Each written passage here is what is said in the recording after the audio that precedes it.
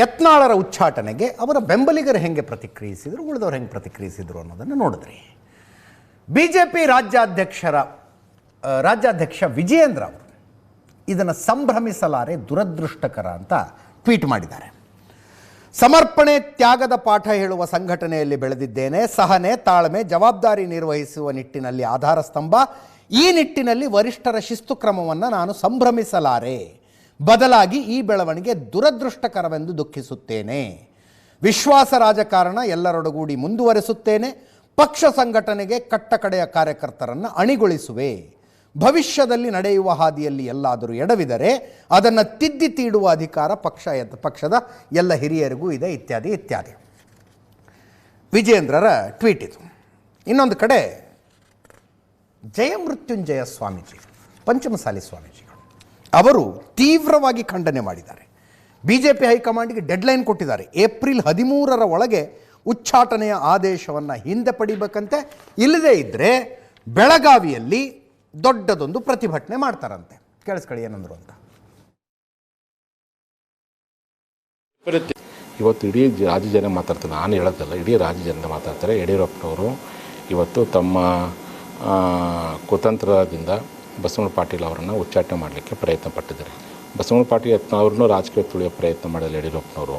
ಏನು ನಮ್ಮ ಸಮುದಾಯ ಬಹುತೇಕ ಎಲ್ಲರೂ ಇವತ್ತು ಭಾರತೀಯ ಜನತಾ ಪಕ್ಷವನ್ನು ಬೆಂಬಲಿಸ್ಕೊಂಡು ಬಂದಿದೆ. ಆ ಹಿನ್ನೆಲೆ ಒಳಗೆ ಮೊನ್ನೆ ಮೀಸಲಾತಿ ಕೊಡಲಿಕ್ಕೆ ವಿಳಂಬ ಮಾಡಿದ ಕಾರಣಕ್ಕೆ ನಮ್ಮ ಜನ ಯಡಿಯೂರಪ್ಪರ ಮೇಲಿನ ಅಸಮಾಧಾನಕ್ಕೆ ಕಾಂಗ್ರೆಸ್ ಓಟ್ ಹಾಕಿದರು. ಯಾರು ಹೇಳದೇ ಇದ್ದರೂ ಆ ರೀತಿ ಓಟ್ ಹಾಕಿ 2023ಕ್ಕೆ ಸರಿಯಾದ ಪಾಠ ಕಲಿಸಿದ್ದಾರೆ. ಕೂಡಲೇ ಉಚ್ಚಾಟನೆ ಆದೇಶವನ್ನು ವಾಪಸ್ ಪಡೆದೇ ಹೋದರೆ, ಏಪ್ರಿಲ್ 14 ತಾರೀಕು ಒಳಗಾಗಿ ವಾಪಸ್ ಪಡೆದೇ ಹೋದರೆ, ಇದೇ ಬೆಳಗಾವಿಯಲ್ಲಿ ಏಪ್ರಿಲ್ ತಿಂಗಳು 13ನೇ ತಾರೀಕು ಬೃಹತ್ ರಾಜ್ಯ ಮಟ್ಟದ ಪ್ರತಿಭಟನಾ ಸಮಾವೇಶವನ್ನು ಮಾಡೋದ್ರ ಮೂಲಕವಾಗಿ ಸಾಧ್ಯವಾದರೆ ಆ ಪಕ್ಷದ ವರಿಷ್ಠ ಏನಾದರೂ ಮಾತುಕತೆ ಕರೆದ್ರೆ ನಮ್ಮ ಸಮಾಜ ಮುಖಂಡರ ಜೊತೆ ನಾವು ಮಾತುಕತೆ ಹೋಗ್ತೀವಿ.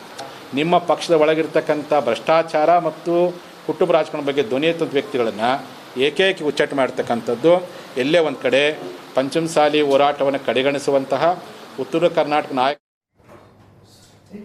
ಇನ್ನು BJPಯ ಇತರ ನಾಯಕರುಗಳು, ವಿಪಕ್ಷ ನಾಯಕ R. ಅಶೋಕ್ ಮಾತಾಡಿದ್ದಾರೆ, ರೇಣುಕಾಚಾರ್ಯ ಮಾತಾಡಿದ್ದಾರೆ. ರೇಣುಕಾಚಾರ್ಯ ವಿಜಯೇಂದ್ರ ಬಣದ ಕಟ್ಟಾಳು, ಜೊತೆಗೆ ರೇಣುಕಾಚಾರ್ಯರಿಗೂ ನೋಟಿಸ್ ಬಂದಿದೆ, ನೆನಪಿರಲಿ. ರೇಣುಕಾಚಾರ್ಯ, ಕಟ್ಟಾ ಸುಬ್ರಹ್ಮಣ್ಯ ನಾಯ್ಡು ವಿಜಯೇಂದ್ರ ಬಣದಿಂದ ನೋಟಿಸ್ ಪಡೆದವರಾಗಿದ್ದರೆ, ಯತ್ನಾಳ್ ಬಣದಿಂದ BP ಹರೀಶ್ ಅವ್ರಿಗೂ ನೋಟಿಸ್ ಇದೆ. BP ಹರೀಶ್ ಅವರು, ನಾನು ಲಿಸ್ಟ್ನಲ್ಲಿ BP ಹರೀಶ್ ಅವ್ರ ಹೆಸರನ್ನು ಮರೆತೆ. BP ಹರೀಶ್ ಅವರು ನಾಳೆ ಕುಮಾರ್ ಬಂಗಾರಪ್ಪ ಅವರ ಮನೆ ಮೀಟಿಂಗಿಗೆ ಬರ್ತಾರಾ, ಅದು ಕುತೂಹಲ ಇದೆ. ರೇಣುಕಾಚಾರ್ಯ ಮಾತಾಡಿದ್ದಾರೆ. CT ರವಿ, ರಾಮುಲು ಅವರು ಮಾತಾಡಿದ್ದಾರೆ. ರಾಮುಲು ಅವ್ರು ಹೇಳೋದು, ರಾಮುಲು ನೋಡಿ, ರಾಮುಲು ವರ್ಸಸ್ ಜನಾರ್ದನ್ ರೆಡ್ಡಿ ಆಗಿತ್ತು.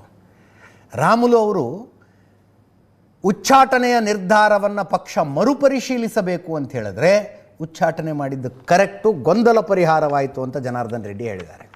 AS ಪಾಟೀಲ್, ನಡಹಳ್ಳಿ, ಬಸವರಾಜ ಬೊಮ್ಮಾಯಿ ಅವರು ಮಾತಾಡಿದ್ದಾರೆ. ಕೇಳಿಸ್ಕೊಳ್ಳಿ.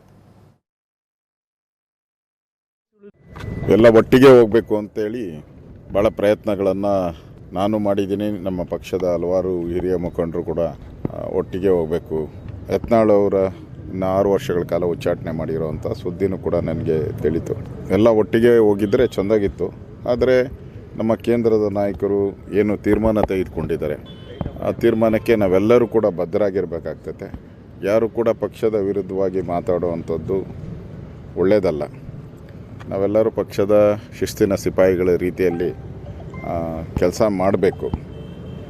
ಆ ನಿಟ್ಟಿನಲ್ಲಿ ನಮ್ಮ ಕೇಂದ್ರ ನಾಯಕರು ಈಗೇನು ತೀರ್ಮಾನ ತೆಗೆದುಕೊಂಡಿದ್ದಾರೋ ಆ ಪ್ರಕಾರ ನಾವು ನಡ್ಕೊತೀವಿ. ವ್ಯಕ್ತಿಗಿಂತ ಪಕ್ಷ ಮುಖ್ಯ, ಪಕ್ಷಕ್ಕಿಂತ ದೇಶ ಮುಖ್ಯ ಅನ್ನೋದು ನಾವು. ಆ ಸಿದ್ಧಾಂತದ ಅಡಿಯಲ್ಲಿ ನಾವೆಲ್ಲರೂ ಮಾತಾಡಬೇಕು. ಏನೇ ಸಮಸ್ಯೆಗಳಿದ್ರು 4 ಗೋಡೆ ಮಧ್ಯೆ ಚರ್ಚೆ ಮಾಡಬೇಕು. ರಾಷ್ಟ್ರೀಯ ನಾಯಕರು ಯಾವ ಸಂದರ್ಭದಲ್ಲಿ ಏನು ತೀರ್ಮಾನ ಮಾಡಬೇಕು ಮಾಡಿದ್ದಾರೆ. ಅದ್ರ ಬಗ್ಗೆ ನಾನು ಹೆಚ್ಚು ಚರ್ಚೆ ಮಾಡೋಕ್ಕೆ ಇಚ್ಛೆ ಪಡಲ್ಲ. No comments. ಯಾವುದೇ ಆತಂಕನೂ ಇಲ್ಲ, ದುಃಖನೂ ಇಲ್ಲ, ನೋವು ಇಲ್ಲ. ನಾನು ಭಾರತೀಯ ಜನತಾ ಪಾರ್ಟಿಯ ಆಂತರಿಕ ವಿಚಾರದ ಬಗ್ಗೆ ಎಲ್ಲೂ ಬಹಿರಂಗವಾಗಿ ಚರ್ಚೆ ಮಾಡಿಲ್ಲ. ರಾಷ್ಟ್ರೀಯ ನಾಯಕರು ಯಾವ ಸಂದರ್ಭದಲ್ಲಿ ತೀರ್ಮಾನ ಮಾಡಬೇಕು, ಶಿಸ್ತು ಸಮಿತಿ ಅಧ್ಯಕ್ಷರು, ರಾಷ್ಟ್ರೀಯ ಅಧ್ಯಕ್ಷರು ಓಂ ಪಾಟೀಲ್ ತೀರ್ಮಾನ ಮಾಡಿದ್ದಾರೆ. ಆ ತೀರ್ಮಾನವನ್ನು ದೇಶ ಮಾತ್ರ ದೊಡ್ಡದು, ನಾವ್ಯಾರು ಪಕ್ಷಕ್ಕಿಂತ ದೊಡ್ಡವರಲ್ಲ. ಆದರೆ ಈ ಬೆಳವಣಿಗೆ ದುರದೃಷ್ಟಕರ. ಯತ್ನಾಳು ನಮ್ಮ 4 ದಶಕಗಳ ಒಬ್ಬ ಒಡನಾಡಿ. ಎಲ್ಲೂ ಕೂಡ ಸಾಮರ್ಥ್ಯ ಮತ್ತು ದೌರ್ಬಲ್ಯಗಳು ಇದ್ದೇ ಇರ್ತವೆ. ನಾನು ಅದರ ವಿಶ್ಲೇಷಣೆ ಮಾಡೋಕ್ಕೆ ನಾನು ಹೋಗಲ್ಲ. ಯತ್ನಾಳರು He is also one of the strong Hindu leader, no doubt about that. ದಯವಿಟ್ಟು ಇದು ಮರುಪರಿಶೀಲನೆ ಮಾಡಿದ್ರೆ ಪಾರ್ಟಿಗೆ ಲಾಭ ಆಗುತ್ತೆ ಅನ್ನೋಂಥದ್ದು ನಾನು ವಿನಂತಿ. ಇವತ್ತು ನಾನು ಪಾರ್ಟಿಯನ್ನು ವಿರುದ್ಧವಾಗಿ ಅಲ್ಲ, ಪಾರ್ಟಿ ಏನು ಹೇಳುತ್ತೋ ಅದ್ರ ಪ್ರಕಾರ ಕೇಳ್ಕೋಬೇಕು. ಇವತ್ತು ಯತ್ನಾಳವರು ಇವತ್ತು ಲಿಂಗಾಯತ ಪಂಚಮಸಾಲಿ ಲಿಂಗಾಯತ ಸಮುದಾಯದ ದೊಡ್ಡ ನಾಯಕರು ಇದ್ದಾರೆ. ಅವ್ರನ್ನ ಎಲ್ಲೋ ಒಂದು ಕಡೆ ಉಚ್ಚಾಟನೆ ಮಾಡೋದ್ರಿಂದ ಆ ಸಮುದಾಯ ನೋವು ಪಟ್ಟಿದೆ, ಹಿಂದುತ್ವವಾದಿಗಳು ನೋವು ಪಟ್ಟಾರ.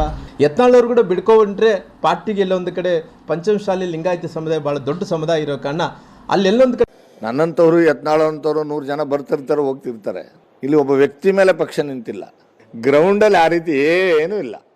ಗ್ರೌಂಡಲ್ಲಿ ಪಕ್ಷ ಗಟ್ಟಿಯಾಗಿದೆ, ಇನ್ನಷ್ಟು ಗಟ್ಟಿ ಆಗ್ತದೆ. ಪ್ರತಿನಿತ್ಯ ಬೆಳಗ್ಗೆ ಎದುರು ಯಡಿಯೂರಪ್ಪನವ್ರ ಬಗ್ಗೆ ಮಾತನಾಡಿದ್ದು ಬಹಳ ಜನಕ್ಕೆ ನೋವಿದೆ, ನನಗೂ ನೋವಿದೆ, ಭಾಳ ಜನಕ್ಕೆ ನೋವಿದೆ. ಅದು ಲಕ್ಷಾಂತರ ಜನ ಕಾರ್ಯಕರ್ತರು ನೋವಿದೆ. ಅನಿವಾರ್ಯವಾಗಿ ತೆಗೆದುಕೊಂಡಿರ್ತಕ್ಕಂಥ ಕ್ರಮನ ವಿನ ಇದು ಯಾರೋ ಬಸವನಗೌಡ್ರನ್ನ ಹೊರಗಾಕ್ಬೇಕು, ಅದರಿಂದ ಏನೋ ಸಾಧಿಸಬೇಕು ಅನ್ನೋ ಉದ್ದೇಶದಿಂದ ಮಾಡಿರ್ತಕ್ಕಂಥದ್ದಲ್ಲ. ದೇವರು ಆ ಬುದ್ಧಿ ಅವ್ರಿಗೆ ಕೊಟ್ಟರೆ ಅವ್ರಿಗೆ ಭವಿಷ್ಯ ಇದೆ. ಒಂದೇ ಒಂದು ಅವ್ರು ಕೂಲವಾಗಿ ಶಾಂತವಾಗಿದ್ದರೆ ಅವ್ರ ಜೀವನದಲ್ಲಿ ಅವ್ರಿಗಿನ್ನೂ ಒಳ್ಳೆ ಅವಕಾಶಗಳು ಸಿಗ್ಬೋದು. ಎಲ್ಲರನ್ನೂ ಒಗ್ಗೂಡಿಸ್ಕೊಂಡು ಹೋಗುವಂಥ ಪ್ರಯತ್ನ ಹೈಕಮಾಂಡ್ ಮಾಡಿದೆ.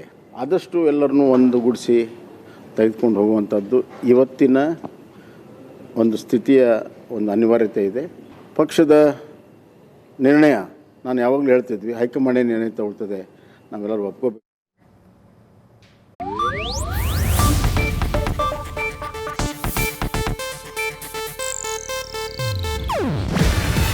ಇದು ಏಷ್ಯಾನೆಟ್ ನ್ಯೂಸ್ ನೆಟ್ವರ್ಕ್ ಪ್ರಸ್ತುತಿ. ನೀವು ನೋಡ್ತಿದ್ದೀರಾ ಏಷ್ಯಾನೆಟ್ ಸುವರ್ಣ ನ್ಯೂಸ್.